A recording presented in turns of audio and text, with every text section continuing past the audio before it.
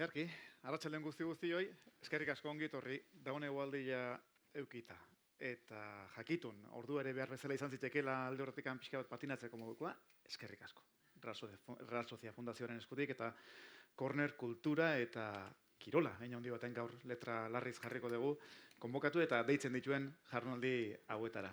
Bueno, hemen ja protagonista nagusietako batzuk izango direnak, sekreturik ez daukatenak, izenez, gero sekretuk saiatuko gara, batetik edo bezetik, ateratzen. Con lo que bienvenidas y bienvenidos, no sé si hace falta también hacer esta presentación en castellano, porque hoy esta conferencia, esta mesa redonda, la vamos a formalizar en bilingüe, teniendo en cuenta que, sobre todo, además de esos cuatro protagonistas, se nos unirán de una manera u otra Manu Merillas y Sara Alonso, completando de esa manera esta terna que se sale, sí, de este concepto fútbol y que en el córner vamos a tratar de llevar a eso que es cultura y eso que también es deporte. Bueno, gauzak horlaxe hementxe bai egia da, Maite Maiora, Malenosa, Ekain Larrea eta Jokin Lizega geurekin ditugula, baina hasi, asteko eta ben gaur sarrerakoak, nolabait ere kanpotarrak egingo dizkigo. Manu Merillasek.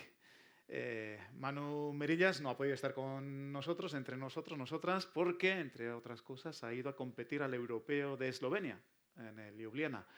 Tal es así que nos ha mandado unas respuestas, cuando menos, para que aquí tengamos constancia de que sí que está ahí y que nos tiene presentes, pues a través de unos vídeos frescos, tal y como es él.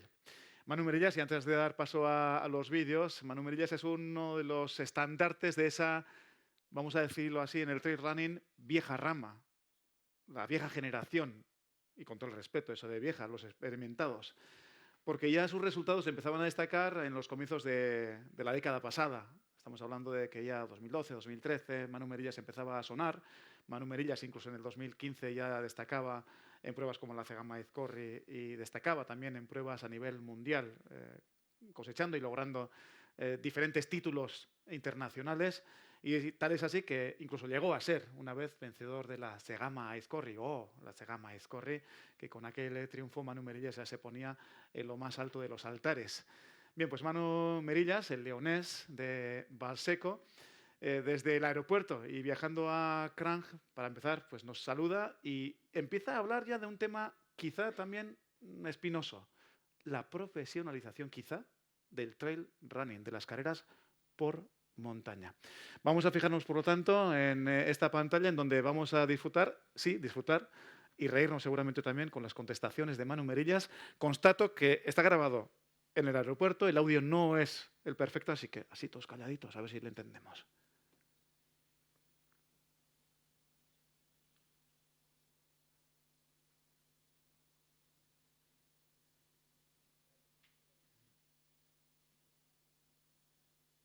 Y no sé si ni siquiera tendré cobertura. Bueno, la primera pregunta, ¿en qué dirección crees que va esto de la profesionalización del trail? Pues cada vez lo veo más desencaminado a que sea profesionalización en la misma propia palabra de que estamos hablando, del trail. Esto no es trail, cada vez está siendo más pisteo y más terreno fácil, menos montaña. Y sí, será profesional, la gente podrá vivir de ello, por supuesto, cada vez mejor. Eso yo mismamente en mis propias carnes lo he ido viendo.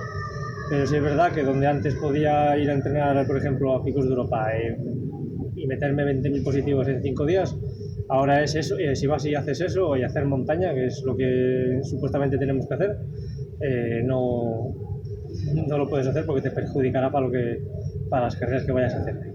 Pero sí, la profesionalización está yendo en auge y cada vez está yendo a más y bueno, que eso lo he notado yo mismamente desde que empecé en el 2007 hasta ahora. Antes casi nadie vivía de ello y ahora sí que hay bastante gente que puede vivir de ello. Manu Merillas no tiene pelos en la lengua. Manu Merillas habla también de cómo y de qué valores percibe él desde la montaña. No solo y el trail running, sino que la montaña en sí para él es un medio de vida y un medio en el que él se amolda a la perfección. De ahí que le preguntamos y le solicitamos que nos diera esa percepción suya de cómo vive la montaña, cuál es su percepción sobre la montaña. Bueno, y en cuanto a los valores que yo creo que me identifican, pues cualquier persona que venga de la montaña, ya ha estado toda la vida o venga de otro deporte o lo que sea, Al final yo fusiono un poquitín lo que es la vida a la montaña, el estar siempre con el ganado, con el pastoreo, como quien dice, desde pequeñito, y los 35 años que tengo he sido siempre ligado a la montaña y prácticamente siempre estoy en ella. Los valores que me pueden más identificar, pues simplemente es eso, el estar por la montaña y ver a gente por ahí y ver que tienen esa misma inquietud por subir picos, cuidar la montaña, disfrutar de ella y yo qué sé, al final es nuestra pasión y lo que nos mueve a ir de día en día disfrutando de ella. Así que yo creo que eso es un poco, el montañero más puro sabrá de lo que hablo y de lo que quiero decir. Yo creo que ya está sacando a colación uno de los temas que, sin él mencionarlo directamente, será uno de los ejes también de la jornada, que es la cultura de montaña. Bueno, por esa parte, ¿qué es lo que le motiva entonces al leonés, a Manu Merillas, para participar, para ponerse un dorsal, para correr las carreras de trail? Muy buenas. A ver, y en cuanto a lo que me aporta a mí las carreras por montaña o el trail, vamos a decir que lo que más me aporta es el día a día, el entrenar, el decidir, pues yo qué sé, coger lo que es la montaña y decir voy a subir aquí o voy a mirar en esta zona y yo qué sé, entrenar y hacer el entrenamiento que me manden los ojos, no lo que me manden las piernas, ese es casi el que más me gusta, pero sin embargo lo que más me aporta es felicidad, tranquilidad y disfrute del día a día. Manu Merillas, y ahora lo ligamos ya a lo más cercano, quizá esa gran prueba que es la meca de las mecas, la Segama Aizkorri.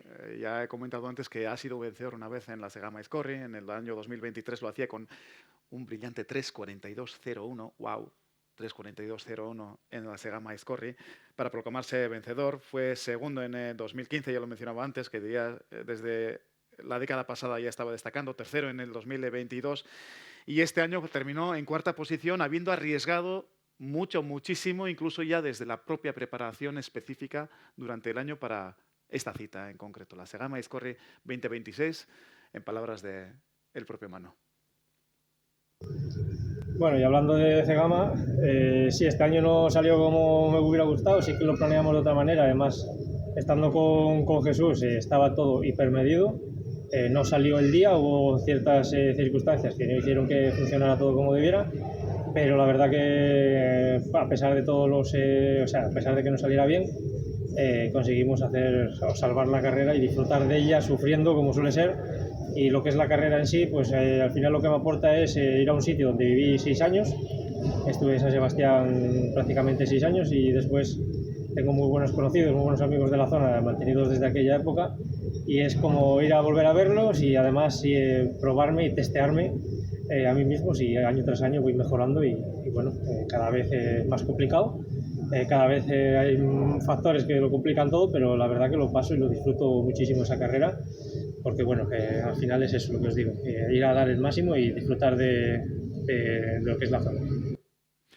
La zona, bueno, pues evidentemente ahora también le toca a Eslovenia, le toca los campeonatos de Europa organizados por la Federación de Atletismo Internacional, es decir, en Kranj, bueno, en Ljubljana sobre todo, y en las inmediaciones de Eslovenia se van a celebrar el kilómetro vertical, se va a celebrar también la carrera trail larga, entre comillas, y también un concepto novedoso que es el de subida y bajada, es decir, una especie de combi o mixto en el que va a participar representando la selección española Manu Merillas, que se despedía de esta manera, teniendo el recuerdo para los presentes también en su último mensaje.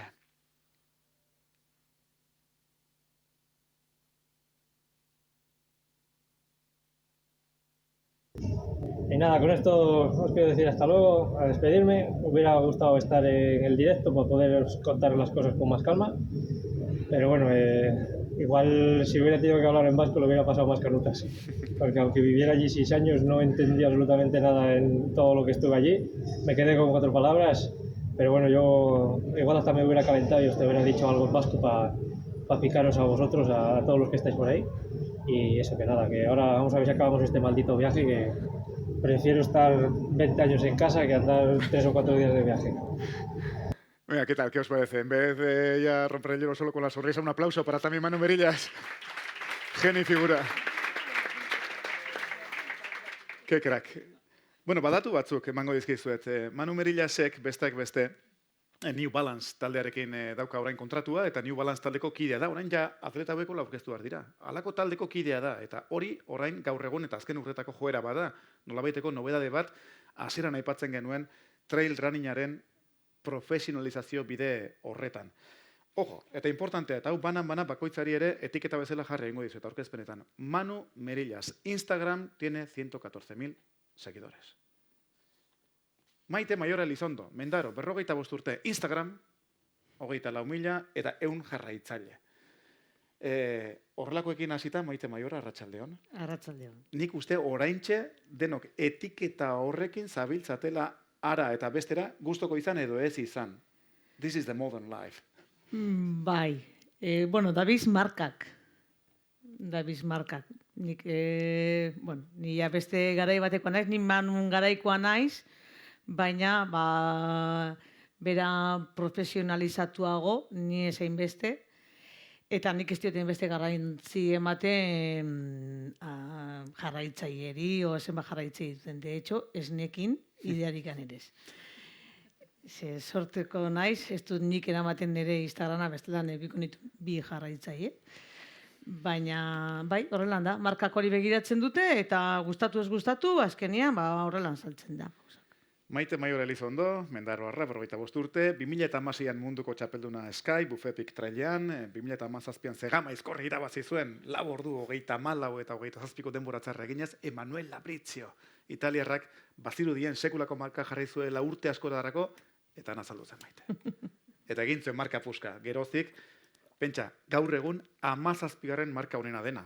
Zenbat aldatu diren geroztik gauzak, Gero arrezkeroztik ere jarraitu, UTMB-en, Mont Blanceko ultratrailean ere podiumena igo zen 2019an, munduko txapelduna izan da ultran, munduko txapelduna baita ere beste overall eta hainbat distantzietan, eta azken urteetako joeran ultra distantzira egokitu den mendiko horrikalaria da. Alsazeko UTMB-ren ultra irabazi zuen 2023an eta ultratrail Mont Blancen bertan baita ere 5. egin zuen bere ordura arteko markarik onena eginez, entzun, 25 ordu, 2 minutu eta 26 segundo. 2024an eta 2025an berriz, abentura exotiko bat hautatu du, eta Omanen, Iheman Trail Run delakoa irabazi du berritan, hango erregina bera da, baina, 2025ko abenduaren 30.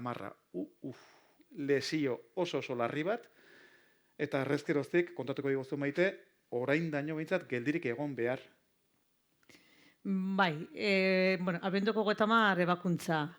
Abenduak 11, eroriko bat ez, estropuz egin, eta sprinterren oso ohiko eta futbolarien oso ohikoa den lesio bat, nirekin zerikusirik ez daukana, estropuz egin, eta mokorreko 3 tendoiak eten nituen, esker hankako 3 tendoiak eten nituen.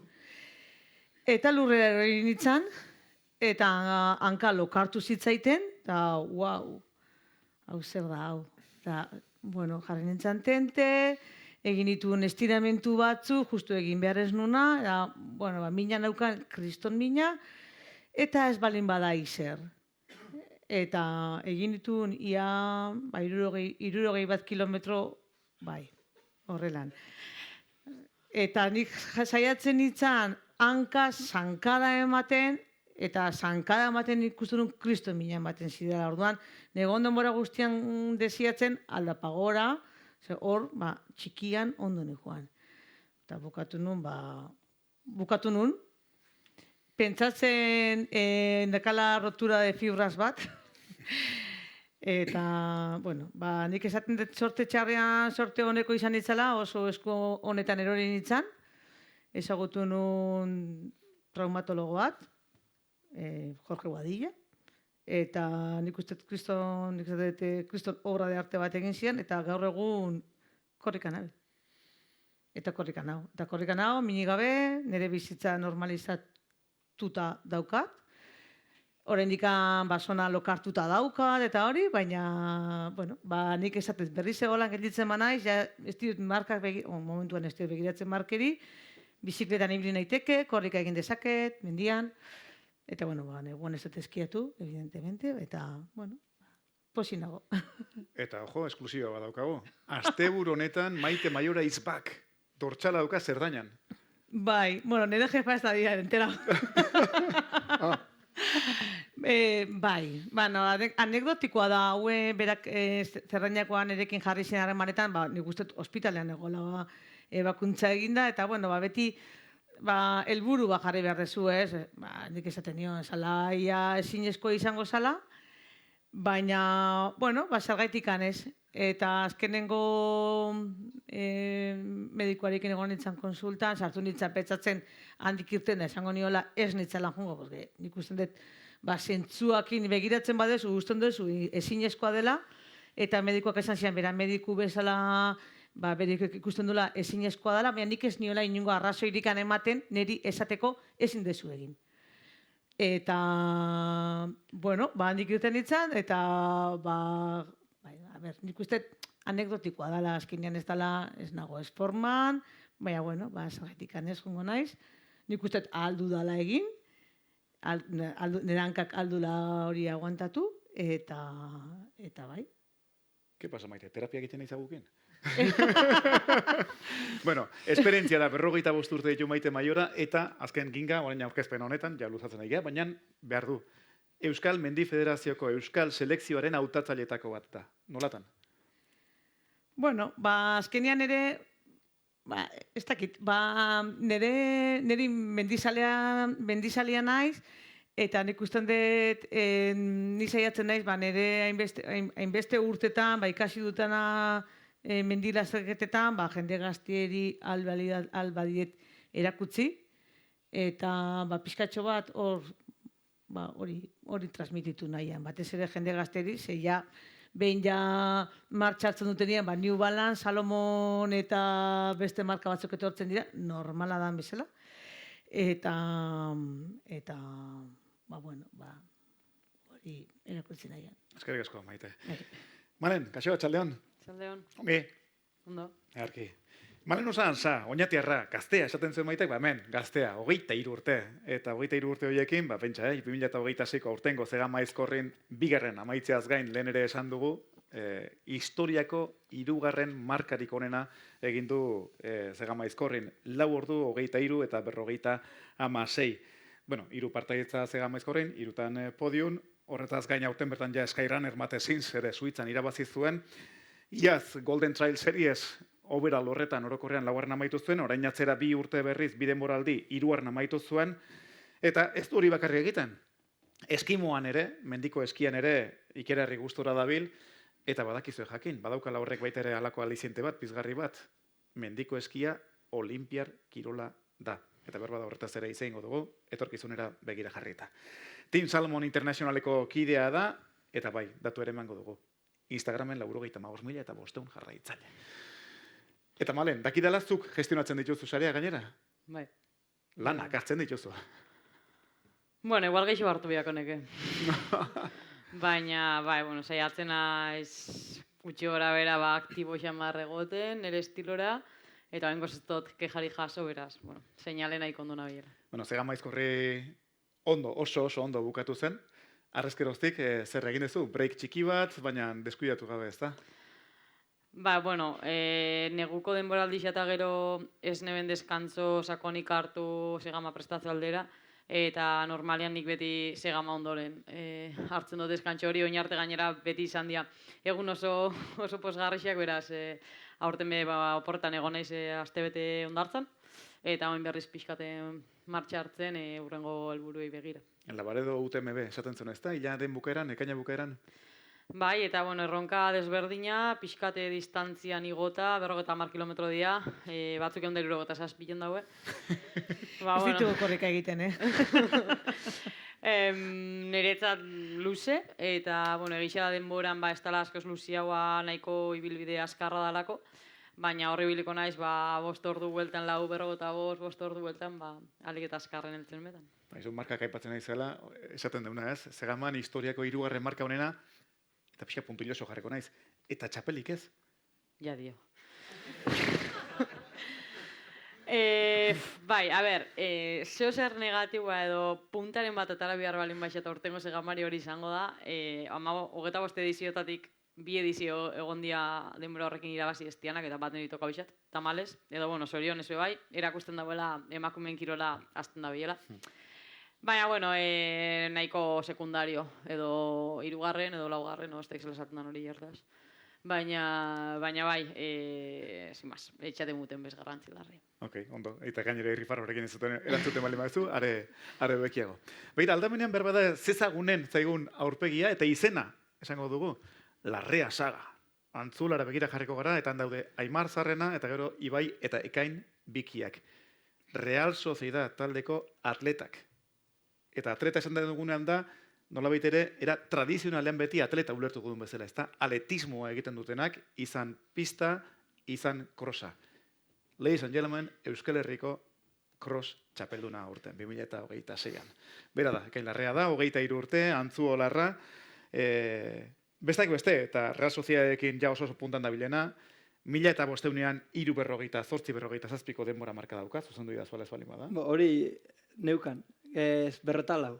44 jaitsi zara ja, tio. Iez, bai. Wow. Eta 5000an, 14:09 ere ja raspauz. Hori, 14:09. Wow. Bueno, esan da bezala, Euskal Herriko txapelketan gainera ibiltzen dira bi anaiak aurtenik edo nik.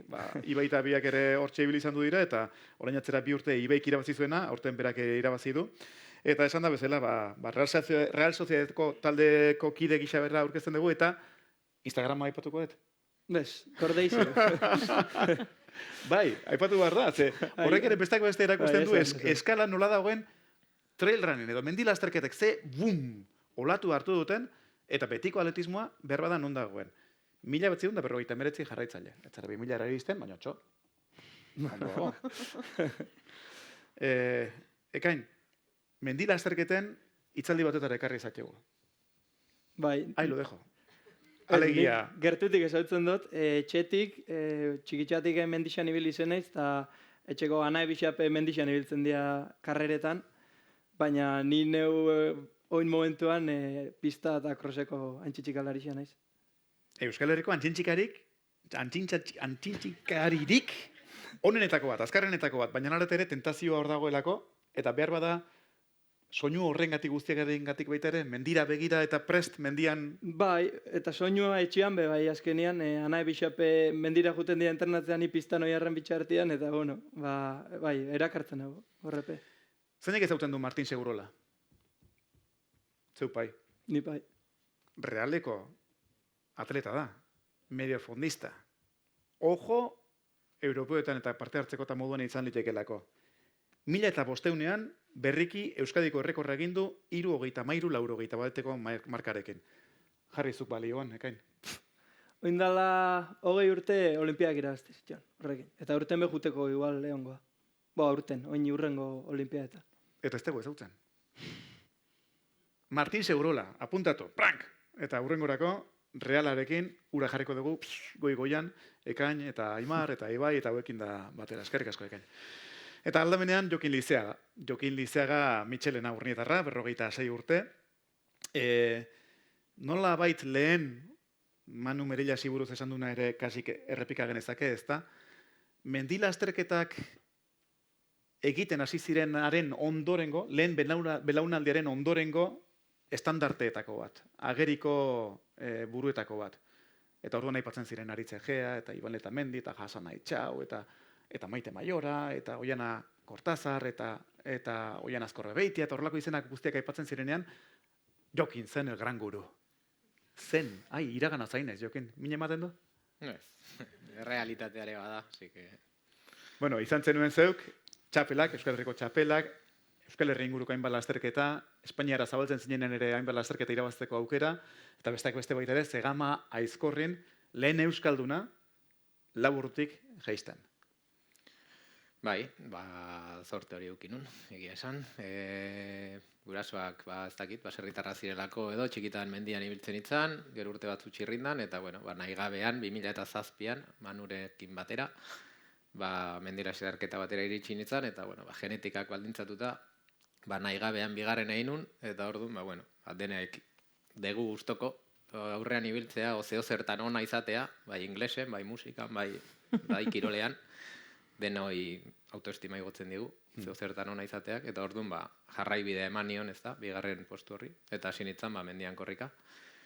Eta, markadatxo bat egin nuen, nahiko emaitza politiak lortuz, eta Euskal Herrian bagian oberenetakoa izaten, eta, zorte eukin nun, munduan barrena ere biltzeko pixka bat, Zegamako afizioa eta emaitza onak lortzea, eta, lehen Euskalduna, labordutatik jistea. Emaitza politak eukin ditun, eta zoritxarrez, 2018an, lasterketa batean nenbilela, agian nire urterik emankorrenean, ordura arte, korritzen nuenean, aurrek urte eta baina azkarrago korritzen nuelako, eta, sasoiko negolako, Asturiasen Picos de Europako lasterketa batean, leizezulo batera erori nintzen, ez da. 15 metroko altuerako leizezulo batea erori nintzen, eta, han beste bizitza bat hasi da niretzat, ez da, ordura arteko autoestima eta polita zena, geroztik, nahiko bizi gogorra tokatu zait bizitzea, azken 8 urte hauetan, eta, jendeak esate dit, pozik egon beharko zenuke hemen zaudelako, eta hori pasatzen da, lehenengo bilabetetan edo arro zaude, puztuta zaude, irteteko gaitasuna eukinuelako, ez da, zulo harretatik, eta bizirik irtetea ez delako erreixa.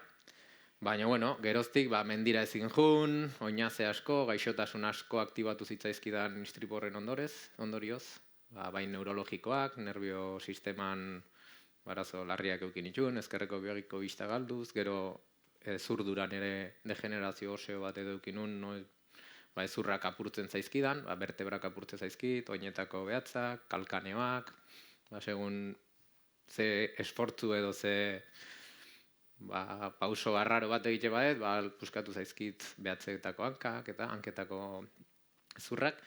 Eta, ezin bizi nire gustoko gauzetatik, ez da, mendira azken 8 urte eta hauetan oso gutxi ju naiz, eta, nire terapia agian izan da antigotik saguesea iristea, azken urte hauetan, aste artero goizeko 11etan o 12etan saiatzen naiz lana bukatzen, eta aste artero Donostira etorri izan du naiz.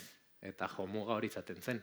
Saguesera iristea, banku batean eseritzeko gaitasuna aberba nuen edo ez. Eta, horrela bizitza, ez da.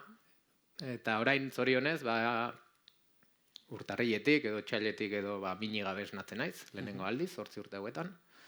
Eta, berriro hasi naiz, pixkat korrika, bakizu, kirolariak izan garenok, beti erronkak ditugu, hobetzea, gure nahia izaten da hobetzea, norberak bere burua, normalean.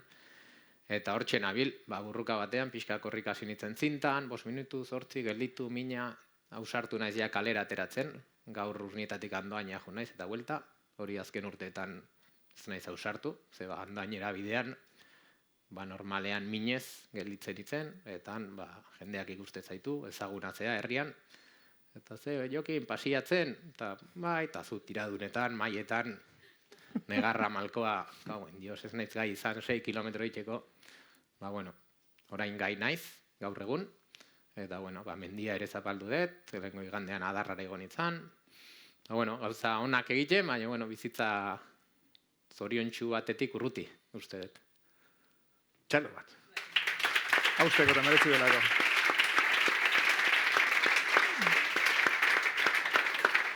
Formazioz, IBEF ikasketak osatuta gero, irakaskuntzan, eta prestatzaile lanetan, bereziki mendi lasterketetan.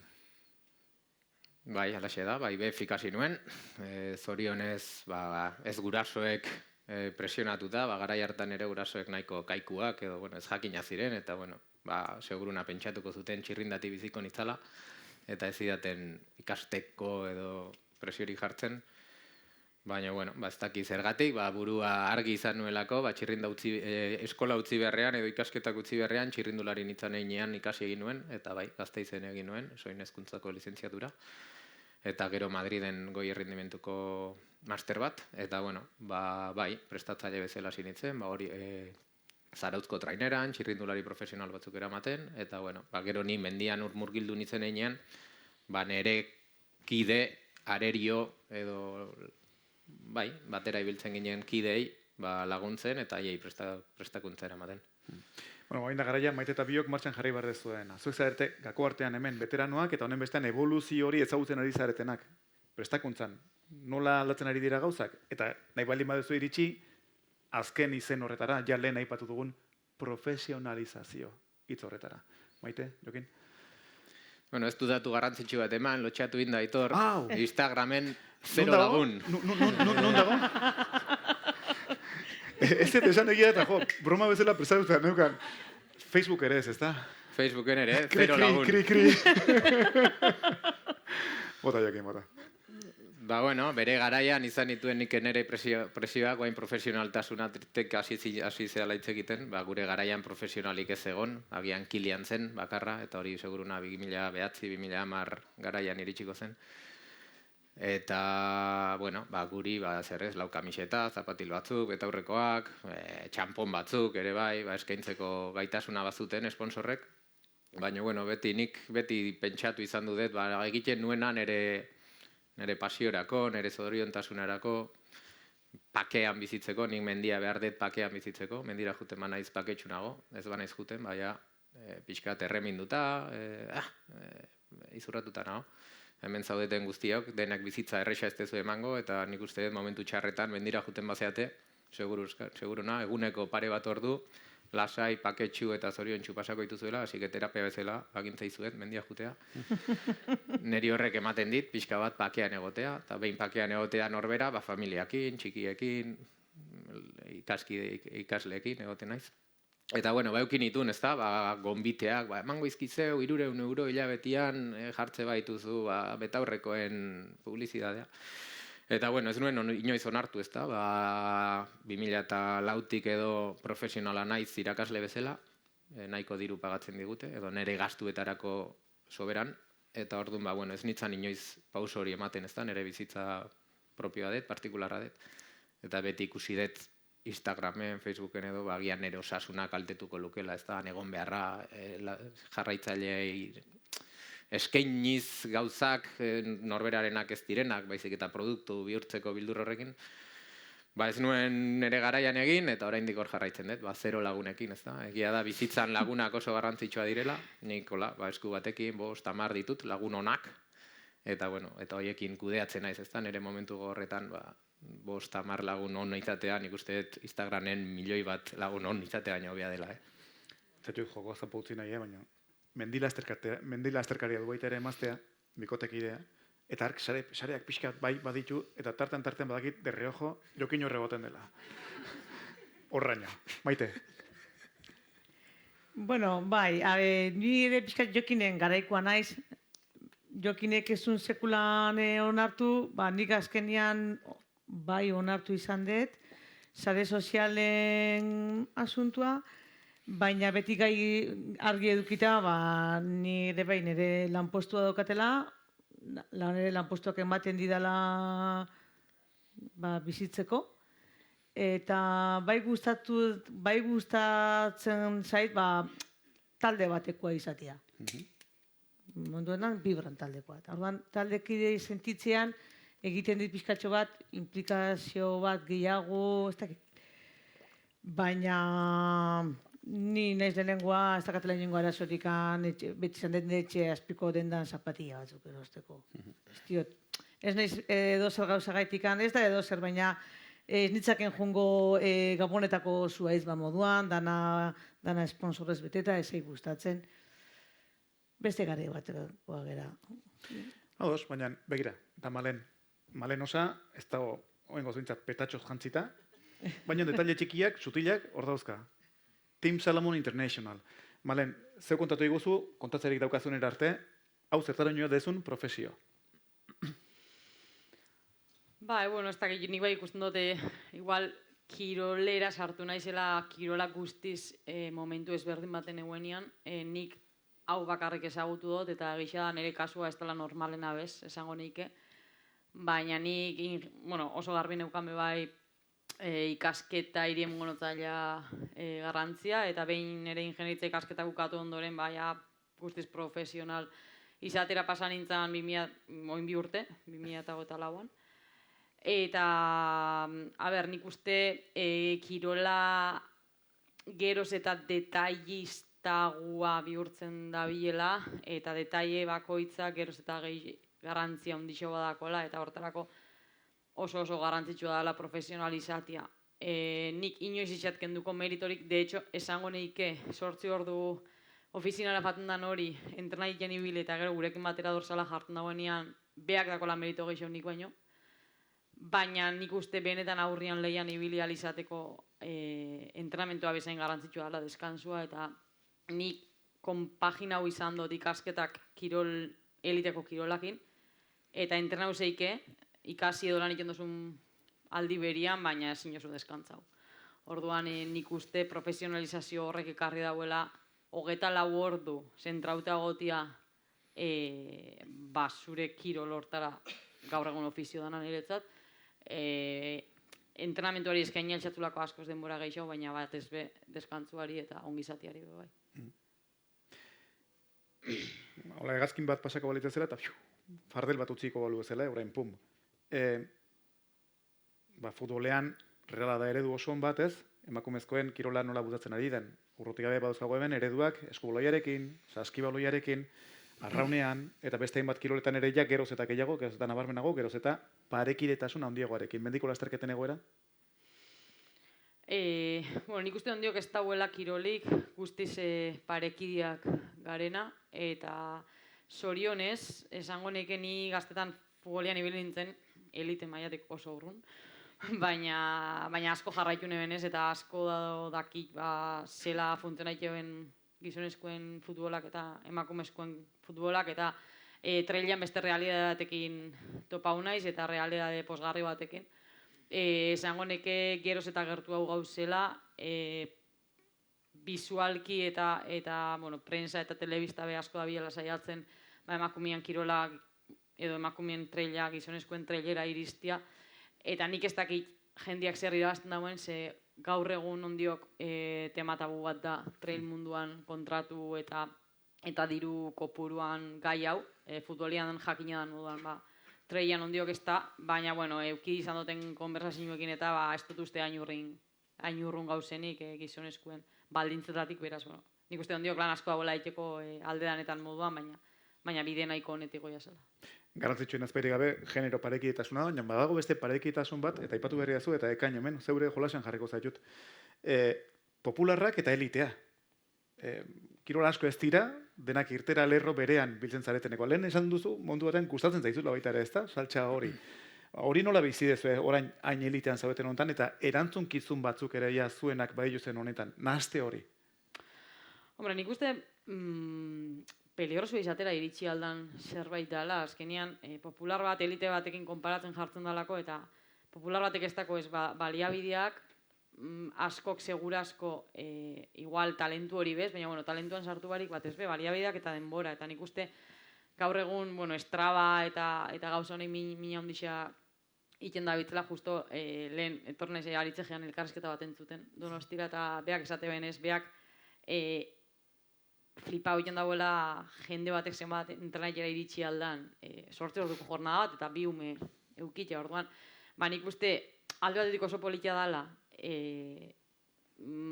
profesional bat, popular batekin lehian ibilializatia eta batez be popular bateko hori bizializatia, baina beldurgarri edo nahiko kezkagarri izatera iritsi aldala popular batek zenbaterainoko seriotasunez hartu aldauen kirola bai.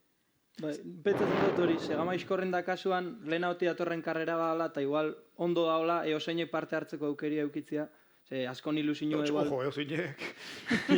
Segama iskorre, fibra.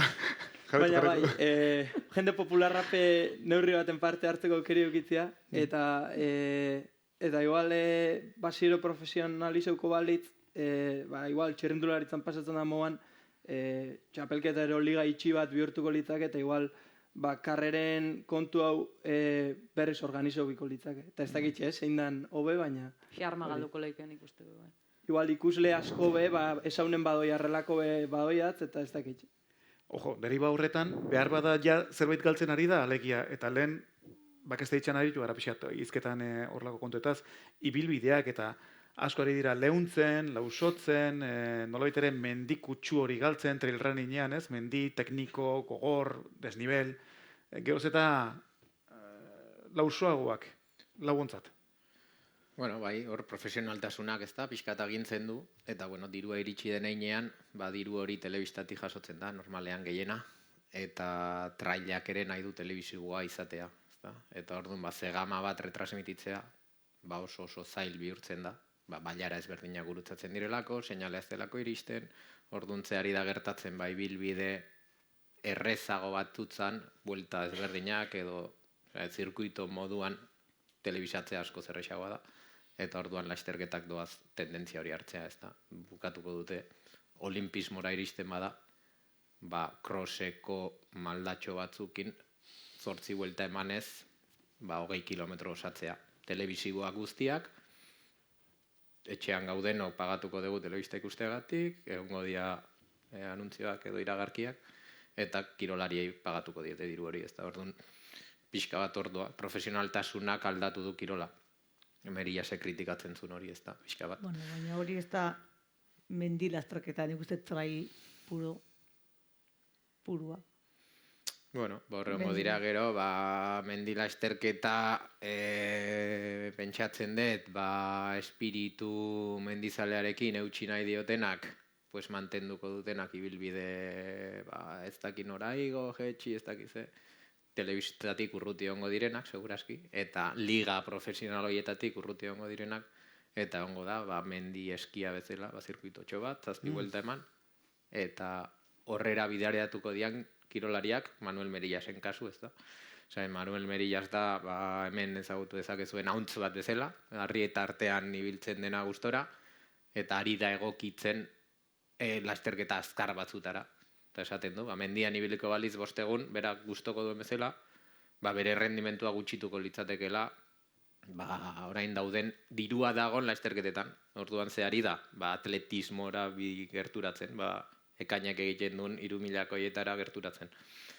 Eta nik uste pixkanaka horti jungo dela, ze telebista uste delanik diru eturria, eta telebistak baldintzatuko du, eta aurten ikusi dugu, zegamako erretransmisioak sortu dituen gatazkak, ez da, ezen gai izan seinalea ondo iristeko, eta kriston trifulka egon da, ez da.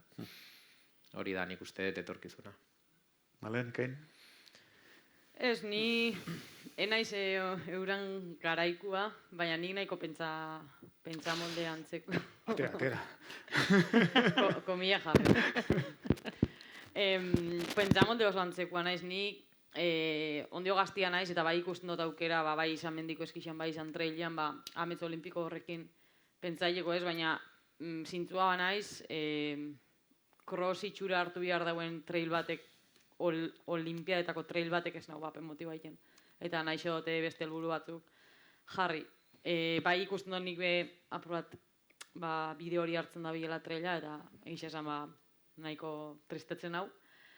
Baina bai ikusten dut ondiok aldala apurat burrukain, eta telebistak injarra izaten jarraitu lasterketan mitiko horreitatik urten barik. Gakua izango da nik uste zein jauen horra gintian, eta zein jauen benetan aginte hortan dauen, jende horrek nahi dauena. Aurten zegamak faioin jau eta egisa igual ez dakotzula berme bat, lasterketan mitiko honeik benetan telebizibuak izango dianik. Baina nik uste aldala burrukain, eta badauz kasuak, azken 2 urtetan, 3 urtetan zegama oso ondo transmitu da, eta beste lasterketa, benetako lasterketak, hola da deitukot, bai izan dia sekulako ganga telebistantzat, beraz, nik uste ondiok burruka hortan egon algarela, naiz eta iabidia, ez da bien oso itxura onartzen. Tu ekain, barreratik, honendik ere gehiak sartu gabe zauden horretik anu dena nola bizi dezu ikuste dezu. Etxean ze komentatzen zuen, nahi jokan, intxaurrak. Egunen baten mendira pasatzen banaiz, eta pentsatzen dut pasako naizela, hori dana nire aldeako berez, baina...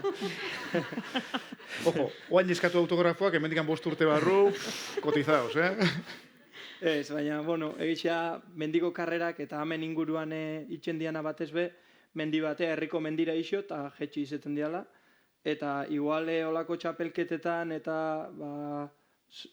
azken urtetako joeria zirkuito batzukin da horritxea. Eta, igual hori mendiko ikutu hori galdu itxen dau, eta krosan antz gehiago hartzen da hori, hola, bai. Beste hitz politxo bat eta aipatu dezu ez da, Malen, eta ezin deus aiestu olimpiko izatearen xarma, erakargarritasuna. Nik uste nire ikuspuntutik, eta nik uste jente asko kola ikusiko dagoela elitean gauzenak bintzat, kirolari baten zapaia, joko olimpikoak diala, eta nik hor dakote ilusio hori oingoz mendiko eskixakin, batez be, segurazko sartuko dagoelako disiplina berri bat, apur bat, mendiko eskira gehiago gerturatuko da nabeintzat. Ze nik dauzen disiplina honek ez ditut mendiko eskitzat jotzen. Eta horrez naiz ibiliko, baina bai imuten dau banakako proba edo individuala esatixakon mendiko proba hori sartuko dala 2010 urtera begira eta hor burukan egoteko ilusio hori hor dau. Ole. Nire ikusten du, evoluzio bat, jakina badagoela, behar bada oraindik ere tope bat ere iristiztena, baina eta horrekin paralelo aldi joa, eta hau ere lauontzako moduko galdera da, ezta? Dagoen zientzia jakituria, hau da, prestakuntzara begira, nutriziora begira, elikadura hori, entrenoak eta nola, volumenak nola, hori guztia ja finkatuta ikusten dezue, edo iritzen zaizue evoluzio bat oraindik ere eduki dezakeela. Gaina, persona bakoitzak bere era antolatzen dugu hori, eta ez dakit, zein dan modik zuzenena, eta gero egunen baten danak berdina erabilikoa ero ez. Baina momentu zenmuten dau bide asko daela helburu bera lortzeko, ez dakit. Oso politia zan, Manuk nola esaten zuen, Manu Merilesek, yo entreno con los ojos, a vista esaten dena, ez da, yo entreno con los ojos, más que con las piernas. Ze gustoko, ze nora joan nahi, ura egin, baina? Nik uste jakintza maila izugarri haunditu dela, ez da, azken 15-20 urte hauetan, lehen ere hobetuko zen, garaian, baina orain dena da neurgarria, ez da, ni hasi nitzanean korritzen GPS-erik agian ez egon, edo ez egon gure eskura, gaur egun, pentsatzet hemen egunetik 80 daukala lo egin eta zemat lo egin duen, ze kalidade, ze temperaturakin, ze pulsokin, zemat aldiz pixe egitera esnatu den, markatzen digun neurgailu bat, nahi gabean, kirolaria izan edo ez izan. Eta horrek, neurtze horrek ekarri du, zema kaloria gastatu, ze gantze jan, orain dela 15 urte, gantzak eta proteinak ezberdintzea, popularentzat, kaleko gizakientzat, nera itarentzat, Michelinen lana eginez, ez egitzer zen, ez da, platerekoa jan eta kitxo. Orain denok dakigu, jan behar degula, azukreak txarra direla, ultraprozesadoak ere bai, kafea bat, bai, bi igual gehiegi, jakinduria izugarri iritsi da etxe guztietara, eta horrek lagundu du, ez da, eta ari da evoluzio bat ematen, ez da, zer denona, zemat jan behar den 1 gramo, 76, orduan, horre lagunduko du, eta evoluzioan ere lagunduko du, eta markak erortzen ari dira, ez da, maitena, orain dela gutxi, izugarrizko marka zena, orain aipatu dugu, 19 dela, eta Tobek egindako aretik, 20 minutura, edo 18 ez dakit, 24, ez naiz gogoratzen. Eta kondizio hobeetan. Orduan, 10 urtean, 25 minutu evoluzionatu den nesken denbora batek, seguruna ekarriko du hobekuntza ere oraindik, nire ustez. Dudarik, ez nik esango maiten denborari merito gutxun bisakonik neriana edo tobena, baizik eta bere garaixan dauzen ezagutzakin lantzen dozuela batera edo bestera, eta nik uste oso kirol berri baten aurrian gauzela, zientzia sartu berri dan kirol baten aurrian gauzela, eta kriston hobekuntza margena dagoela ondiok. Ok, beraz, konstatazioa da, errendimendua hobetu dela, mejora guzti horiekin, baina horrentik ere badagoela margen. Eta margen horretan, begira, justu Zegamaizka horri berriz ere aipatzen ari garen honetan, ez da, eta Euskal Telebistan, Anartzak irrekaztariak eta Jokin Lizeak egin zuten emankizun hartan, besteak beste Jokinek maigainan jarri zuen datu oso polit bat. Interesgarria, erakargarria, atletismotik datorrena. Emakumeen eta gizonezkoen marken parekatzea.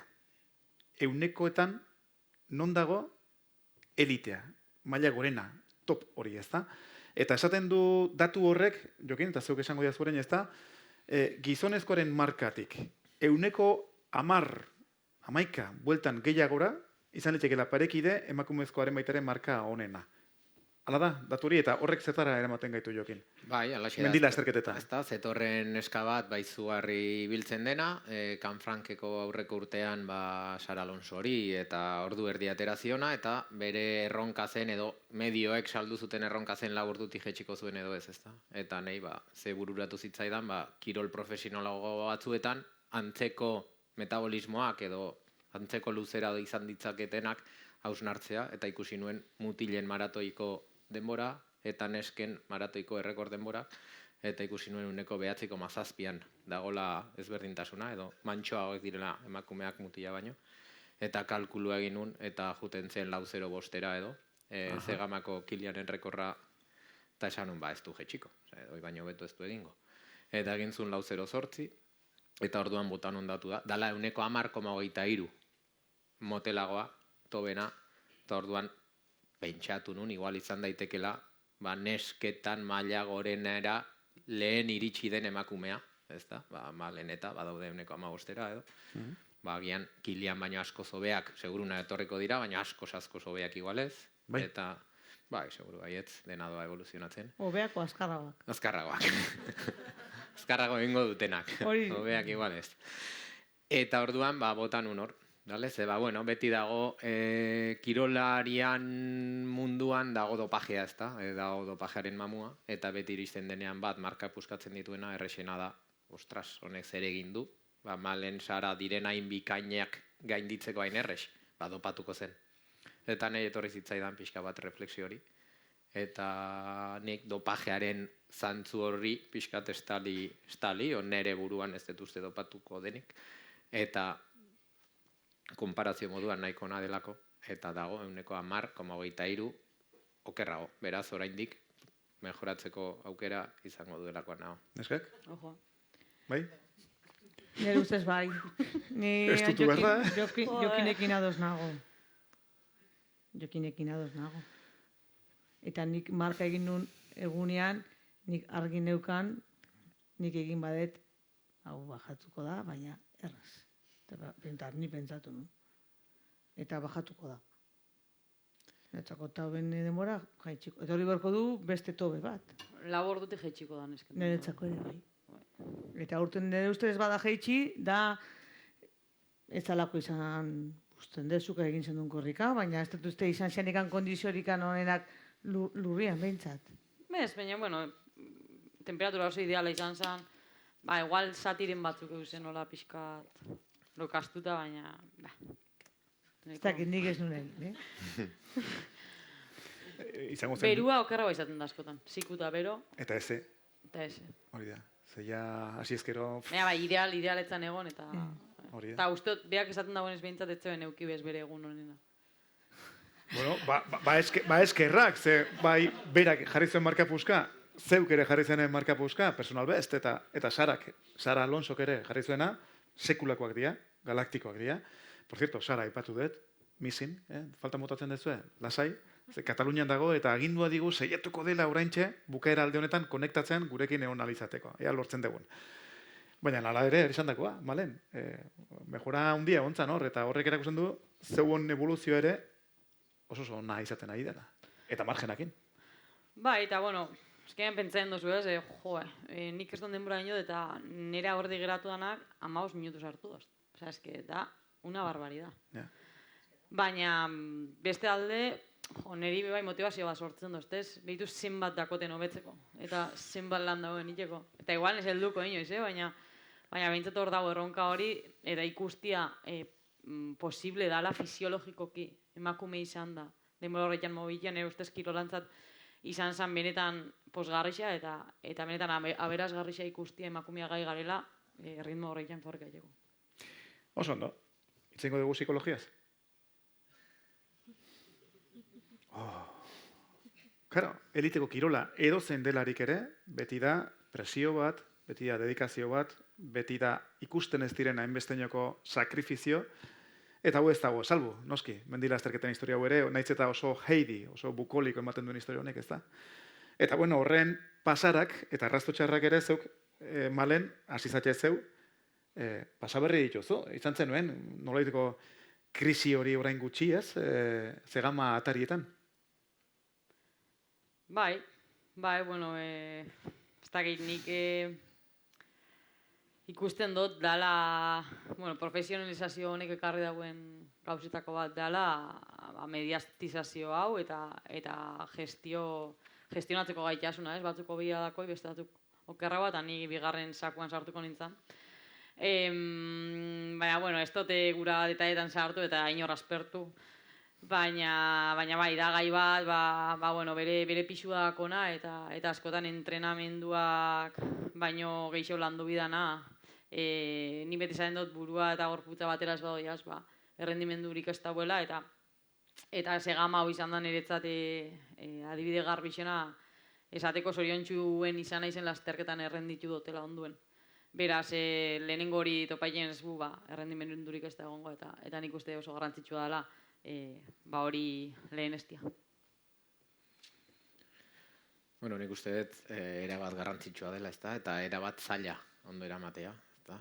Presioa dago, eta ez profesionaletan bakarrik, lurtarretan edo gure popularretan ere. Eta inbeste dedikatu diozun gauz bati maitza ematez duenean, zaila da hori ondo barneratzea eta pentsatzea gaur urtean ondo egingo dut. Eta gaur egun, edozer lasterketa... Presioa norberea, beraz, edo kanpoko ere? Ez, norberea, ez da. Profesionalen kasuan, oraindik norberaren gainetik, agian, esponsorrena, ordaintzen dizunarena, edo kontratua bukatuko zaizun mamu hori. Baino, segamanatea ziren 500 profesionalak izango ziren 20, edo 15.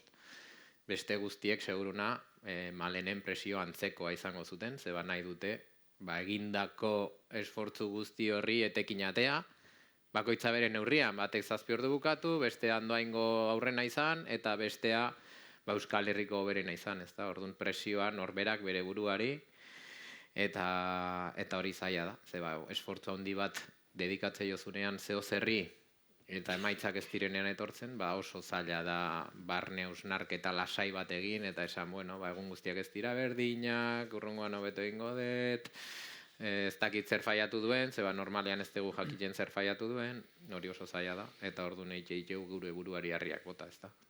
Eta badago, nik uste, norberaren presioa batipat.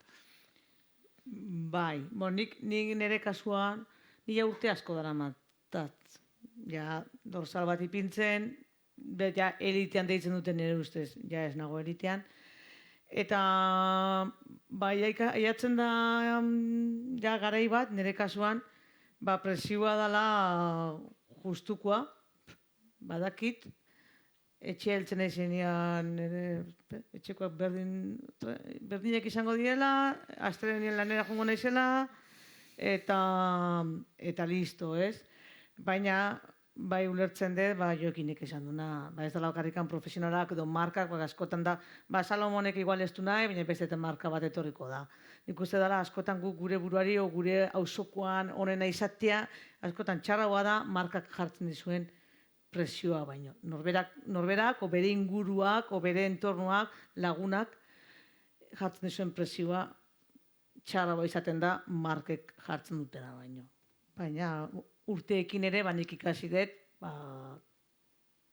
ez jata importa. Ekipo, helburua da gaur hemendik ekainlarre ateratzea etorkizunera begira mendilasterkari potente bat etzen.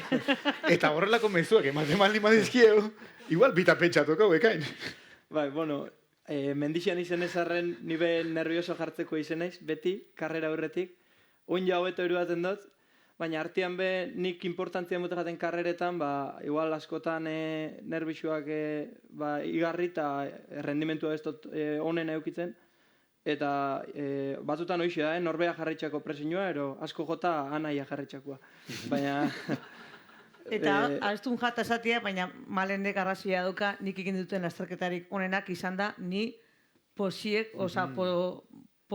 edo ondo sentitu nahi zen lasterketak dia onenak. Orduan, klaru dago, bakoitzaren umoreak eta ondo sentitziak errendimentuan,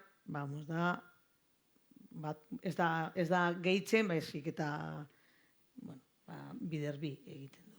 Hortan arrazia duka. Eta esan genezak, ez da, nik uste baitera horrela positiboan eta energia honean, vibra honean, eusteko, berezkoa duela mendikulturak sanadore izate hori, ez da? Hasieran Jokinek esaten zuena, ez da? Gauza guztiak alde batera utzita, mendiak zer ematen digu. Bueno, niri izugarri ematen dit, eta ez dut mendian korrika egin beharrik ondo sentitzeko, aldet egon pagadi batean etzan da.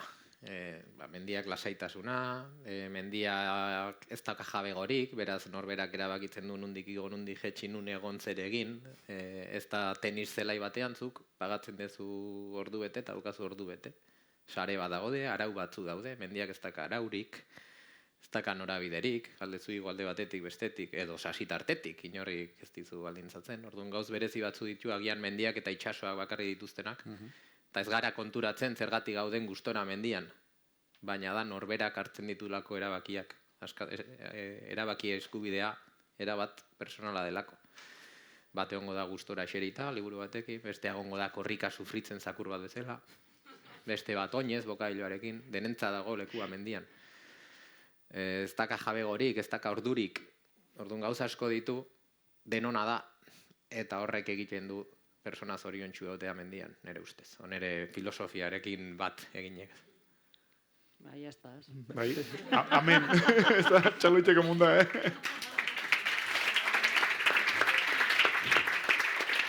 Honekin, beste galdera bat liteke hauei galdetzea, baina zuen badakizuen mendin pagadian geldik egoten, labarrean lasa itxasari begiratzen, edo korrika gabe oinez patxeran ibiltzen, bueno, pentsatu nahi dute, baietz. Eta, Sarak, bueno, esan diate, baietz, ja konentatzeko moduan gaudela, Sara Alonsorekin, eta honen bestean, Kataluniara begira ere jarri behar dugu, Sara Alonso agurtzeko, Sara Alonso Martínez, Donostiarra 27 urte, entzuten gaituzu, Sara, kaixo arratsaldeon. Kaixo arratsaldeon. Yeah, hortxe daukagu. Venga, Sara, hementxe gaude gau ere, zeu orain ikusten pantailan, eta aldi berean, bai Maite Maiora, Malen Osa, Ekain Larrea eta Jokin Ilizaga, zertxo baita entzun dituzu, eta, bueno, zai baita ere abertzuk ze aportatuko dezu. Baina, ojo, déjame hacerte una breve presentación al estilo de lo que hemos hecho con los otros compañeras aquí también.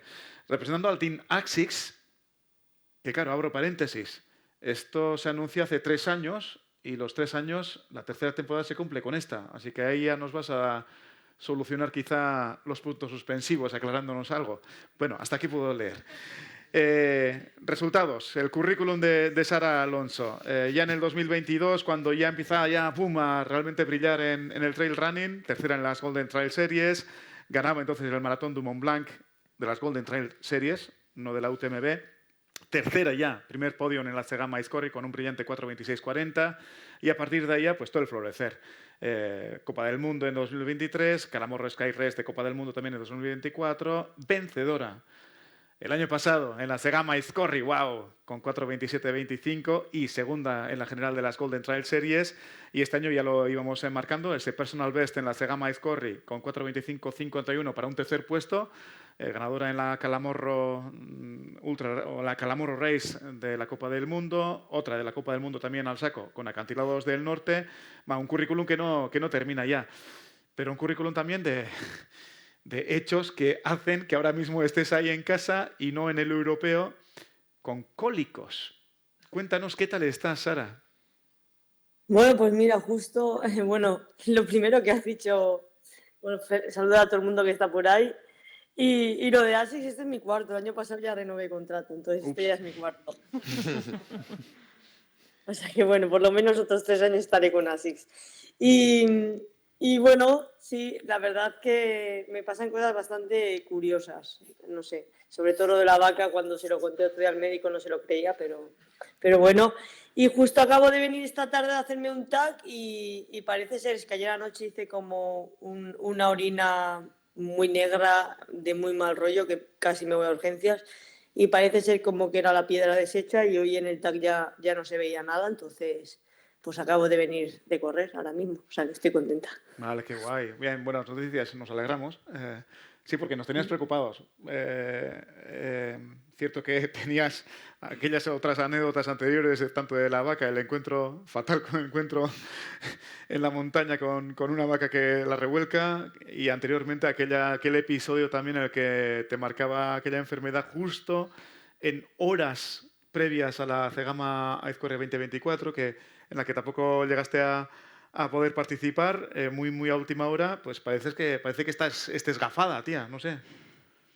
Ya, la verdad que esta semana que estaba así súper de bajón, digo, joder, es que hay atletas que no les pasa nada en años y pueden tener una consistencia y poder entrenar bien. Y yo a la que estoy un poco en forma es como que me pasa algo y tengo que volver a empezar de cero. O sea, es como, no hay un año que no esté tranquila. O sea, en 2022 me abrí la pierna, en 2022 tuve la fractura de estrés, luego tuve la neumonía, año pasado me atropelló una vaca, este principio de año tuve citomegalovirus, o sea, yo voy al médico, les cuento todo esto y me dices que definitivamente el deporte de élite no es sano. Digo, en mi cuerpo por lo menos no es sano.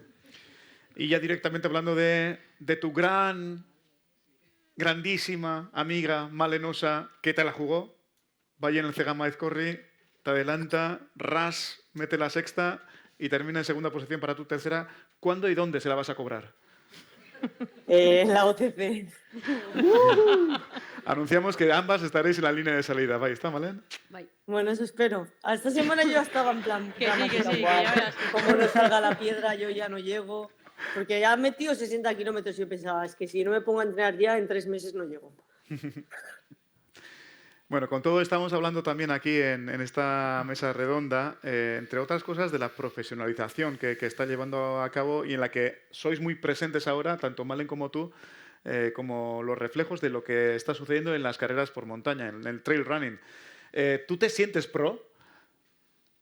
Sí, realmente me lo siento y bueno, creo que Euskadi tiene la suerte de que 2 de las chicas que a nivel de maratón estamos más arriba del todo, ambas somos de Guipúzcoa, entonces creo que ambas somos profesionales y podríamos decir que somos del top 10 mundial en este tipo de distancia, o por lo menos yo así me lo siento. ¿Y qué tal llevamos esa presión? Presión porque, claro, lo es.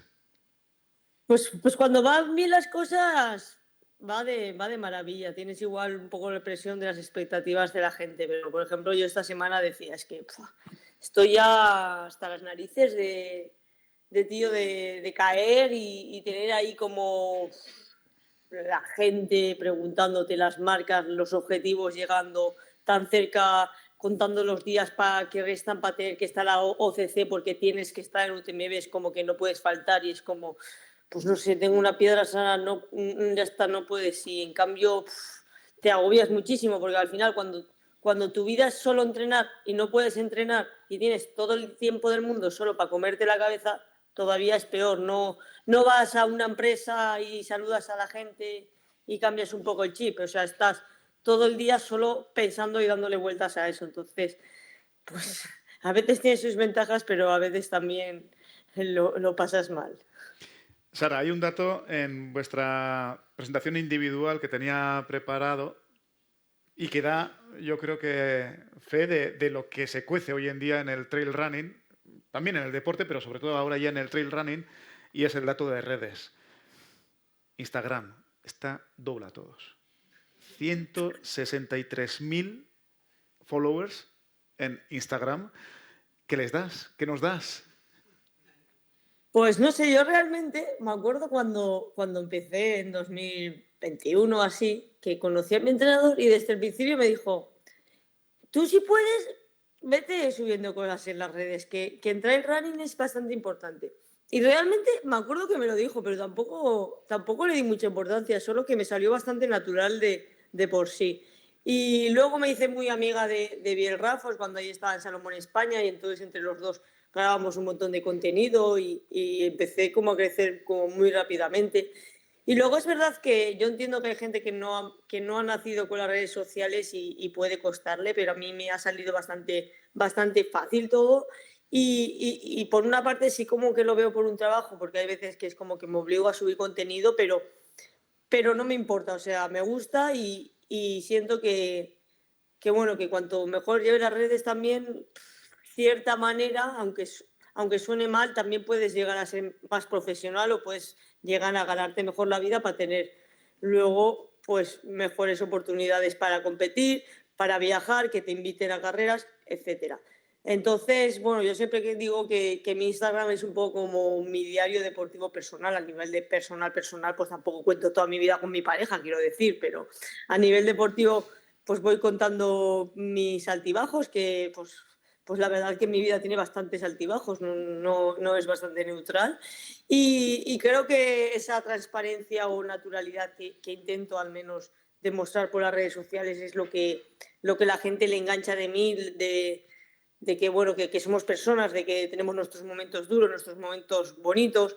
Y bueno, luego ir a las carreras o que te escriban mensajes de, ¡buah, gracias a ti empecé a correr! O, ¡buah, mi hija es súper fan y ahora tiene 7 años y está corriendo! O cosas así, pues luego a la vez también te llena. Entonces, pues creo que es un deporte que sí, y creo que, bueno, hoy en día ya casi todos los deportes, o sea, no hay deportista que no esté subiendo contenido. Está haciendo el Roland Garros y ves a todos los deportistas subiendo fotos de cada partido. Entonces, pienso que la sociedad que vivimos, las redes son muy importantes y te va a dar mejores ventajas para tener patrocinadores y te va a dar más oportunidades esto de ir a mejores carreras, de que te inviten, de ganarte mejor la vida. Sara, por mi parte, 2 últimas, porque aquí Malenosa está encendida. Apuesta a que seáis olímpicas, 2030. ¿Cómo lo ves? No. ¿No? Ah, ya estoy, joder, ya está el periodista. Será ya en esquí, porque en el trail yo lo veo complicado. De momento en 2028 no va a haber Juegos Olímpicos de trail. Y 2032 si hay, pues yo no sé si ya estaré un poco mayor ya para esto. Claro, es cierto. Los Ángeles, luego ya, lo que venga. Un poco mayor, tía. 27 años, todavía. Joder, pues 2032 es dentro de 6. 27, 33, bueno, todavía puedo. Vainesca. Y otra a la que también, y Malen ya me está matando, con la mirada, no la ves, pero... Sí que la veo, sí, pero no sé si notas la mirada. Pero estamos citando un dato que dentro de lo de equiparar las marcas top masculinas y femeninas en las carreras por montaña, había un dato que Joaquín Lizaga sacaba a colación y que es en torno del 10% de diferencias entre las marcas.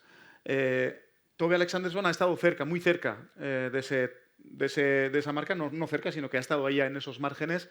Y claro, aquí la encendida de Oñati decía, pues habrá que seguir ahí mejorando el rendimiento para poder llegar a ese 10% de diferencia. ¿Entiendes lo que te estoy comentando? Sí, que el margen ves? entre los chicos y las chicas sea un 10%. Yo por mí, hasta el día de hoy, si la carrera de distancia desnivel es como media, normalmente calculo 1 minuto por kilómetro, o sea, si hay 42 kilómetros, pues 42 minutos de diferencia, más o menos suele ser la diferencia. Lo único que luego está Tobe, pues que rompe las expectativas. Y bueno, considero que sí, que cada vez ese margen las chicas vamos recortando y cada vez, pues si tú te fijas en el top 10 de C-Gama de chicos, pues normalmente en los últimos 5 o 6 años los tiempos se han mantenido bastante, pero en cambio el top 10 femenino está cada año más ajustado y más adelante. O sea, hace unos años de 4.30 no había bajado nadie, luego en 2022 bajamos 3 y ahora este año es que ya casi todo el top 5 estábamos debajo de 4.30. Entonces, quiero decir que así como los chicos sigue apareciendo muchos nombres, pero es como que ya bajar ese margen está costando, pues... Pues, kri, horutziko dugu, Malen? Barkatu idazu, horla, saltzea baino. Zorionez laguna gara. Horratik, eta haizu, elkarri pikatuz, estutu aldi eman, eta badago evoluzio horretarako aukera, hori egia da. Ez? Mejoran jarraitzeko, denboretan, esan nahi dut. Bai, dudarik. Bueno, lastima, Sara hor nola galdu egun, 8 eta 4 dira. Puxanakaia hau izterako bidean jarri bar dugu, baina ez noski zeuei gonbita luzatu gabe. Alegia, mikrofono bat badaukagu hemen, aprobetxatu eta hemen 4 protagonistaok gehi behar bada Sara berriz ere rekuperatzea elin badugu, galderak egiteko moduan dauzkazue, eta badakit, komentatu ditegula, ez dakit, 110 bat komentatu genintzazkeen gauzetatik, ja portzentaia hori aipatzen, zenbat gauzeta zitzegin genezaken ez da, baina nik uste detalle oso politak egon direla hemen entzun ditugun gauzetan. Baina, gehitzekorik seguro dagoela. Venga, zein nahi dugu animatu. Altxaskua eta eskatu mikroa mesedez. Galdera egiteko. Eta rollo honean gaude, behaz lasai, hautsi izotza. Etxean bageunde bezala. Edo mendian. Hor bat, bi galdera bauzkagu, mikroa mesedez, Aluntza.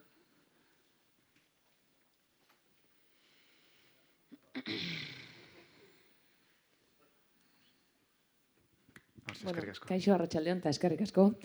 Nire galdera da, hitz egiten nahi da asko psikologiari buruz, baina nutrizioari buruz, oain esaten dela, karbohidratoak bai, grasak bai, bata ez, bestea bai.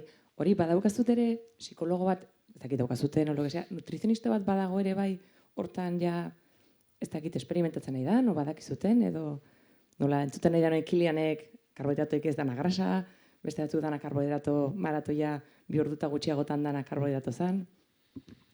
Nik esan aldizut, orain dela 10-15 urte esaten zen Kilianek lasterketak nutelakin irabazten zitula, esan guizen nutelakin, gaur egun hori ez da existitzen, ez da elitean ez.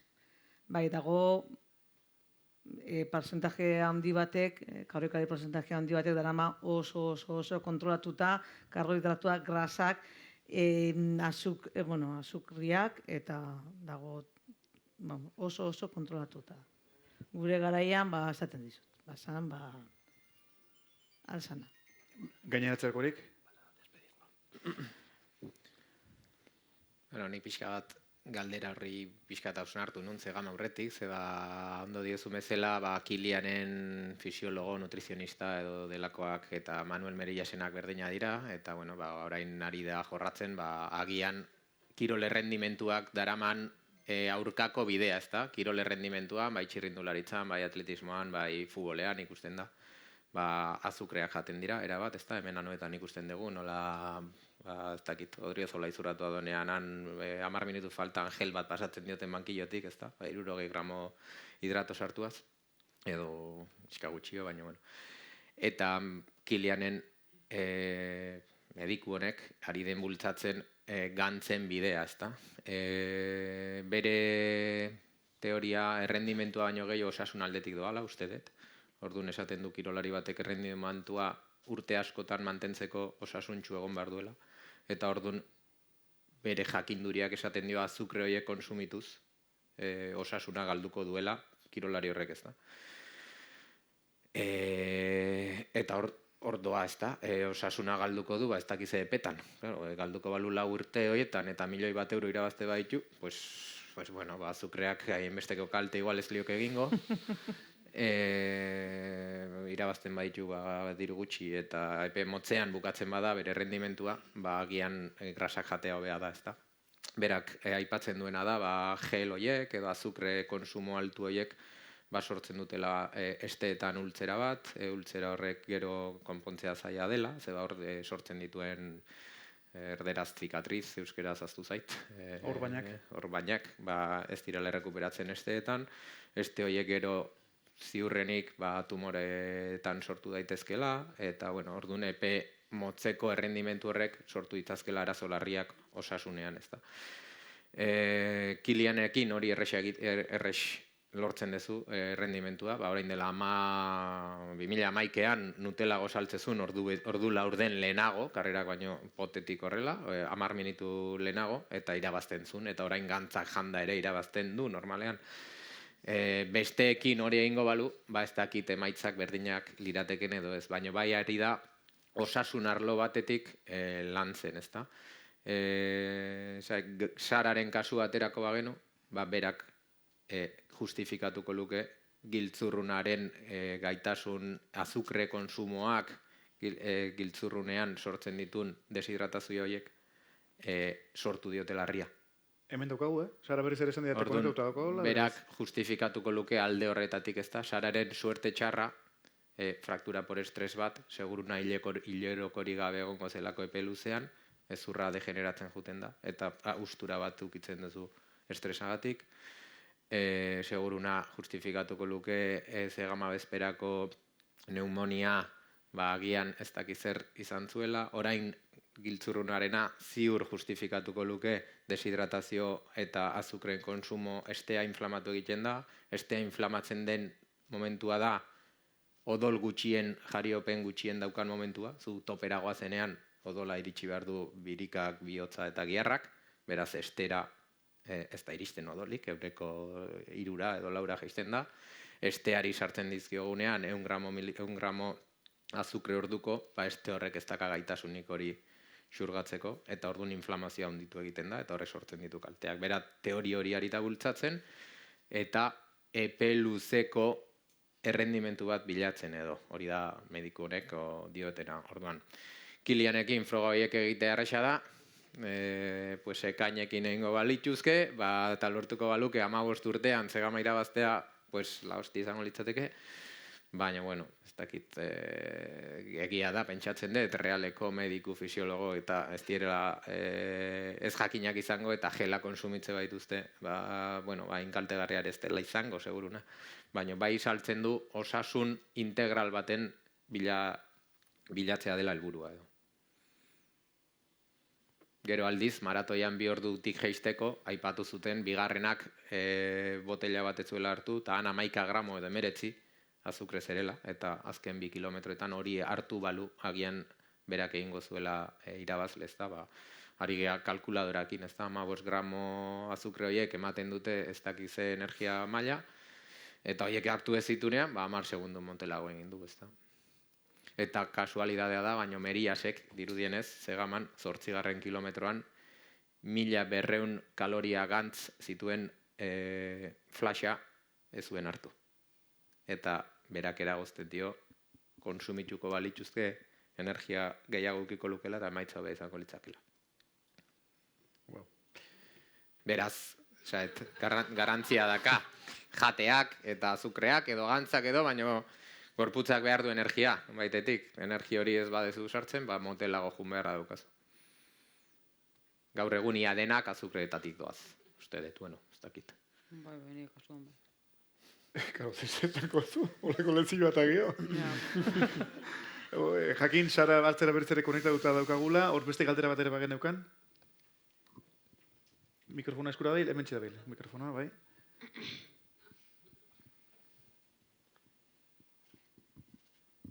Kaixo, ni lehenengo da behin, Martin seguro ezagutzen nuen, lotza mandi taltzati askua, bat ematek ezagutzeu. Nere galdera Malenei bideratuta, aipatu zuen Zegama aurretikan karrera baten erretiratu berri izan duzen kalambragatik. Gero Zegaman zegar beldur hori eduki zenun, zuk esan duzu disfrutatu zenula, baina nire aurretik pasatzen janean justu habituaiamentua entzizun lagun batek edo, eta esan zen nio noen dikan nerviosa zen dela. Eta 20 kilometroa zen. Hostia, ezin jase esan hemen. Karreran be. Orduan, karreran zehar bildur hori zenun kalambrekin edo nola gestionatu zenun? Bai, ni erretira nintzen ean Kalamorron, Malagan nahiko garbi neukan Zegamaren nebela parte hartuko aurten. Justu bildur horregatik ez, eta nebelako pres berdinetik pasatzeko, eta nik esanen topauko tonen soluzioa eta etorko da Zegama gaixo, baina nik lehenengo nire osasuna. Gero bueltean munotan, gauza desberdinekin, eta azkenean erabakinen Zegaman parte hartzia, baina dudabarik ni irtera lerruan jarri nintzen Zegaman, ez jakin barik ea metara iritsiko nintzen edo ez. Baina beste mentalia oso desberdin batekin, nun nire pentsaak erazan, gozatuko gozatzen duten nire arte, eta hortik aurrera gorputzak eta buruak ez esaten bost, eser eta listo, torko da beste bat. Eta, nire arazua jetxiretan entorten da, eta jetxiera bakoitza erronka bat da, ez? Nire ez dakitelako, normalian lehenengoa pasaiken bot, jan salbu xamarra gotena ez, baina, Zegaman izan itun sentsazio arraro batzuk, nun ondiok enoen garbi ikusten egoeran kontrol hori, eta nahi arrebak eusen horra bitoia jen santi espiritun esaten duzu, uste dut. Eta hor galdetu nostai ondo, porque euran kezka bakarra be denborak eta posizioak enduta zan, nik osatzia eta ni metara eltzia, eta nostai ondo, eta ez dakit ondiok. Eta gero ondo urten zan dana, eta kontrolpian izan eben dana, eta ondo, baina, lehen justo beste lagun batekin noiz gordan, da kaston meloia zabaldu aldotu gai ontan sartzen manaiz, eta nahiko zaila da esplikaieko, eta ez dut uste, lekua da nik bez, baina bai izan ikun, ez neukan guztiz garbi metara alduko nintzanik, Zegaman. Galdera gehiago sortzeko aukera guentxe, bestelakoan ja iztera bidean jarriko dugu hau. Mentxe, bai? Mikrofona hartzagun, ja seinalari ere emateko. Leno, aipatu du Malenek, erronka bezala jarri da Sara, biontzako da galdera. berdintzen saiatzea zegamako irabazleak indun tobe edo indun denbora edo iristen saiatzea. Eta nik ikuste errendimendua ekuazio bat bezala, ez? Elikadura daka pixu bat, burua daka pixu bat, aldagaiak, ez, ekuazioan. Teknikak daka pixu bat, entrenamentua daka pixu bat. Zuetako bakoitzak ekuazio horretako ze aldagaitan jarriko zenukete pixua? Zein da zuen ustez gehien landu berko zenuketen aldagaia? Dale. Bueno, erderaz hobeto izango dut agian.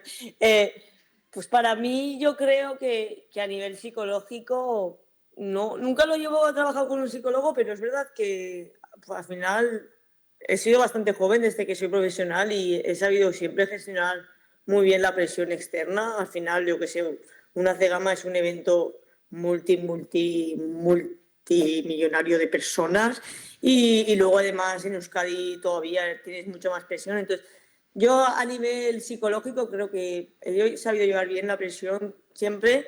Luego a nivel de alimentación, pues creo que, pues como ha dicho Joaquín, pues que he tenido mis fallos, pues al final cuando era joven, pues, si tuve la fractura de estrés es porque estuve muchos años sin regla y todavía a día de hoy me cuesta mucho tener una regla regular porque es muy difícil encontrar esa balanza entre rendimiento, salud, competición. Entonces es algo que estoy trabajando. Luego es verdad que a la hora de tomar geles, como hemos estado hablando, pues yo que sé, yo a nivel de estómago, pues por ejemplo ahora yo puedo estar tomando 60, 70 carbohidratos y te dicen, ¡buah! Si tomas 100 competirás mucho mejor. Y yo pensando, es que si tomo 100 igual me tengo que parar en el primer árbol. Entonces, pues igual todavía ese tipo de cosas, tanto mi dieta del día a día como mi dieta en competición puede mejorarse. Y luego, pues a nivel de entrenamiento, pues siempre hay mejoras, está claro. Y luego sí que yo creo que, por ejemplo, a mí, pues por ejemplo, en comparación con Malen, a nivel técnico, pues al final yo vengo del atletismo, entonces, pues yo, por ejemplo, en el cresterío siempre pierdo alguna posición, que es verdad que lo he hecho mejor que muchos años anteriores, pero igual si me comparo con Malen o con Tobe, pues ahí me pueden quitar un trozo. Entonces, yo creo que lo que has dicho, cada esto tiene su importancia. Yo veo que a mí pues igual me falta a nivel técnico, luego a nivel de entrenamiento siempre hay mejoras y a nivel de nutrición pues estoy en ello y también espero que haya mejoras, pero sinceramente las 4:08 yo lo veo que yo no soy esa persona que voy a poder serlo, ¿eh? Igual mi futuro yo, pero yo creo que estaré antes jubilado hasta que yo llegue a ese tiempo. Las 4:16 de Nienke, pues igual la puedo ver, pero las 4:08 yo no soy esa persona. Bueno, nik uste gakua dela pixkat ongizate general bat lortzen saiatzea dana balantzan jarriz eta urtez urte hobetuz. Osa, batez be, konstantzia bat lortzia, bai entrenamendu aldetik, bai elikadura aldetik, bai presio mental aldetik, eta helburua epe laburra jarri baino epe luzerako helburu baten zentraikia, ez?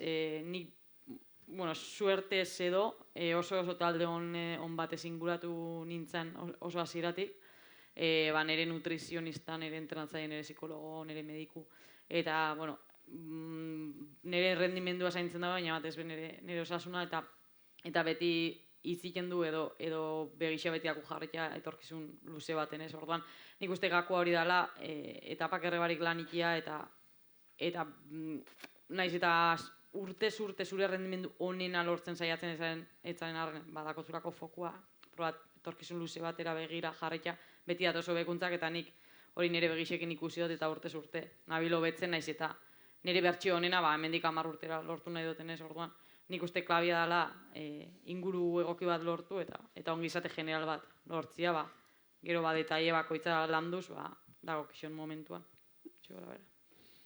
Osona, eskerrik asko. Bueno, honetan izten hasiko gara, azteko eta behin Kataluniara begira jarrita, Sara, mila esker gurekin egoteagatik gaur, lehenik eta behin ondo osatu, eta gero, hori beste ere galdetuko diedana. Bueno, ¿qué previsión tienes? ¿Qué dice tu agenda de competiciones? ¿Cuándo se te va a volver a ver por ahí? Pues yo ahora, mi plan es en un mes, solo en un mes, con esta baja de una semana ya me han entrado los estreses. Corro la PDA en Valdarán de UTMB European Major, se llama, que es bastante larga, son casi 6 horas. Y luego el objetivo así más importante es la OCC. Sí. Los 2 últimos años he hecho cuarta y los 2 últimos años he tenido algo delante. Entonces, como ha dicho Malen, tener una consistencia es algo que a mí me está costando mucho, tener una consistencia de entrenamiento. Siempre hay un bache, o sea que espero que estos 3 meses no pase nada y pueda estar en esa salida diciendo, ¡guau! Estoy a tope. Entonces, es verdad que me motiva mucho. Y luego, después de eso, haré la última parte de las Golden yéndome a Asia y a Sur Corea. Entonces, pues queda un bonito verano. Además de este ASIS, han abierto un chalet en Chamonix para que podamos ir a entrenar cuando queramos. Entonces, estaré también 3 semanas por Chamonix, que es una pasada. Entonces, se aproxima un bonito verano. Hola, qué bien. Baupa, hor, eskerrik asko Sara, eta ánimo. Y ya lo siento que me he desconectado en mitad. Yo me estaba ahí pegando una chapa. De repente he visto que nadie se movía y digo, creo que estaba hablando sola. Bueno, pues este aplauso va por ti.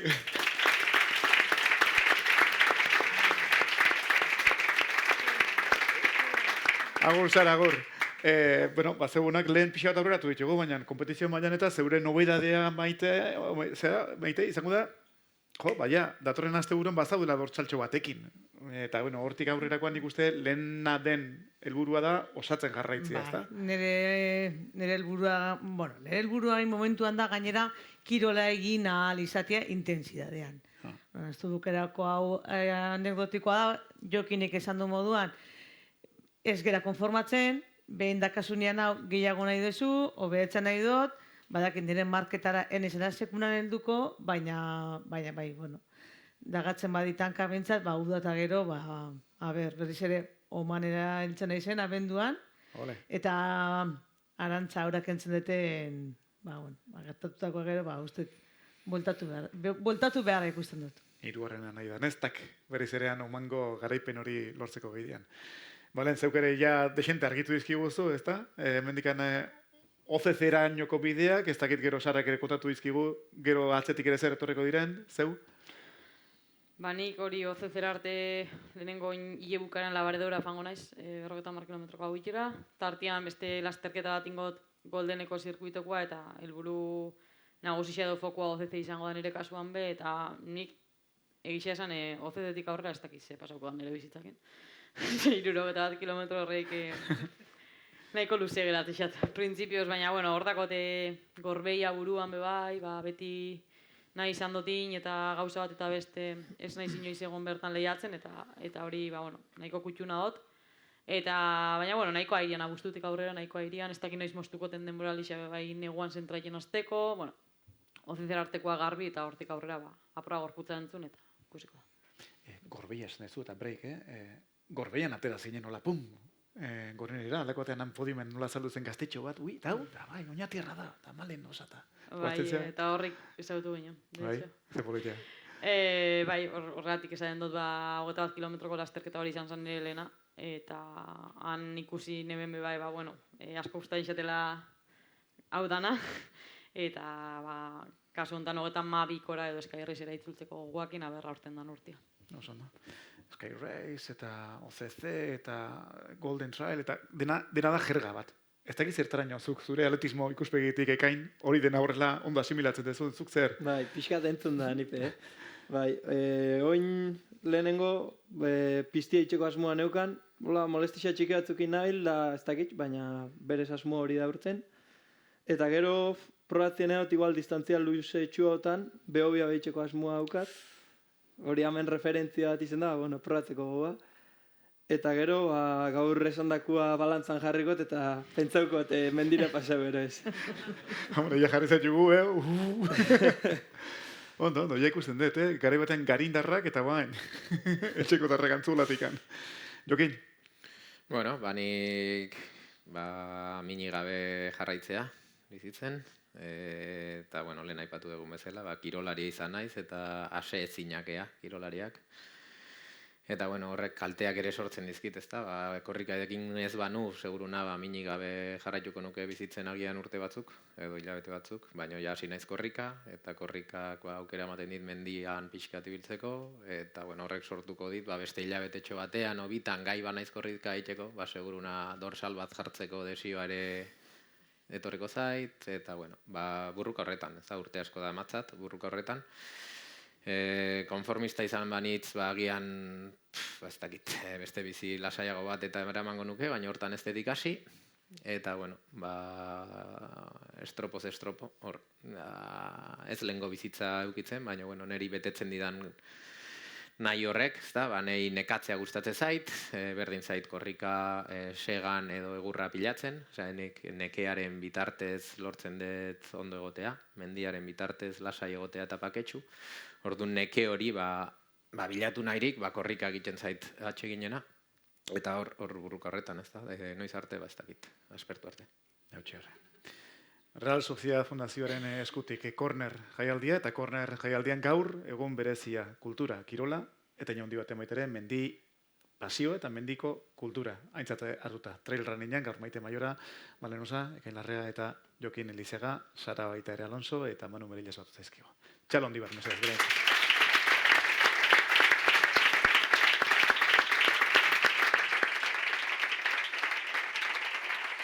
Eta festivalaren izenean, ezinbestean, detailetxo ere badaukagunez, detailetxo honekin bukatuko dugu. Eskerrik asko.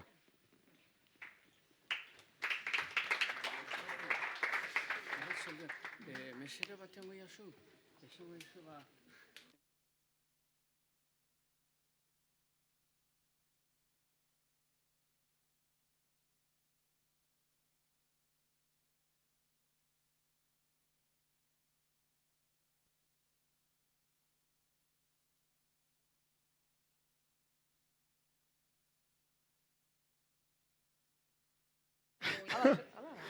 Adiós.